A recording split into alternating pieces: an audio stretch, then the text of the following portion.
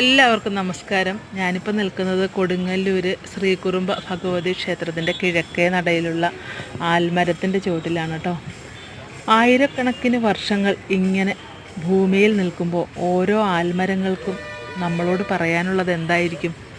എത്രയോ തലമുറകളെ കണ്ടിരിക്കുന്നു, ഇനിയും എത്രയോ തലമുറകളെ കാണാനിരിക്കുന്നു. വാ വാ എൻ്റെ ചുവട്ടിലിരുന്ന് കുറച്ചു നേരം ശുദ്ധവായുവൊക്കെ ശ്വസിച്ചിട്ട് പോകാം എന്നായിരിക്കും അല്ലേ? തണൽ വൃക്ഷമാണെന്ന് പറയേണ്ടതില്ലല്ലോ. പടർന്നു പന്തലിച്ച് നിൽക്കുന്നത് കൊണ്ട് അടിയിൽ ഒരു പുല്ല് പോലും മുളയ്ക്കുകയുമില്ല.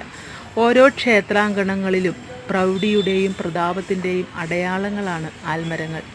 ശരിക്കും പറഞ്ഞാൽ പ്രകൃതിയുടെ എയർ കൂളർ. അന്തരീക്ഷവായുവിനെ ശുദ്ധീകരിക്കാനുള്ള കഴിവുള്ളതുകൊണ്ട് ശുദ്ധവായു ശ്വസിക്കാൻ ആൽമരച്ചോട്ടിലിരുന്നാൽ മതിയല്ലോ.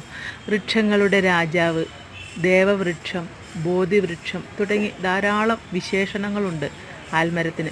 പടർന്നു പന്തലിച്ച് തണലും തണുപ്പും നൽകുന്ന വൃക്ഷം. ക്ഷേത്രങ്ങളോട് ബന്ധപ്പെട്ടാണ് സാധാരണ ആൽമരങ്ങൾ ധാരാളമായി കണ്ടുവരുന്നത്.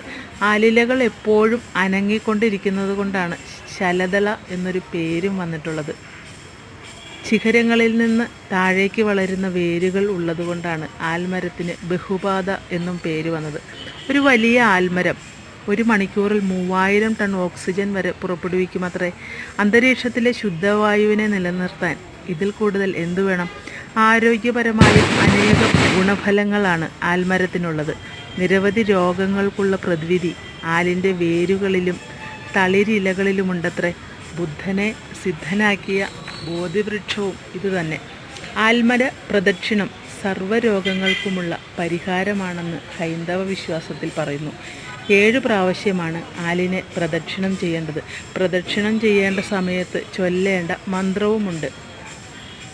ശനിദശാകാലങ്ങൾ ആൽമര പ്രദക്ഷിണത്തിന് ഉത്തമമാണ്. ശ്രേഷ്ഠതയും പവിത്രതയുമുള്ള വൃക്ഷരാജാവാണ് അരയാൽ. ദൈവങ്ങളെപ്പോലെ തന്നെ വൃക്ഷങ്ങളെയും സമസ്ത ജീവജാലങ്ങളെയും പ്രകൃതിയെയും ആരാധിക്കുന്ന ആരാധനാഭാവത്തിൽ കാണുന്ന സംസ്കാരമാണ് ഭാരതീയർക്കുള്ളത്.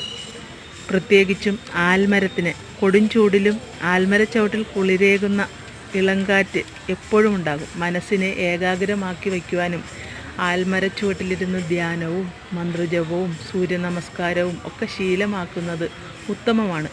ഒരുപാട് രോഗങ്ങൾക്കുള്ള പ്രതിവിധിയുമാണ് ആൽമരം. മൂലതോ ബ്രഹ്മരൂപായ മധ്യതോ വിഷ്ണുരൂപിണേ അഗ്രത ശിവരൂപായ വൃക്ഷരാജായ തേ നമ എന്ന മന്ത്രമാണ് ആൽമരം പ്രദക്ഷിണം വയ്ക്കുമ്പോൾ നമ്മൾ ചൊല്ലേണ്ടത്.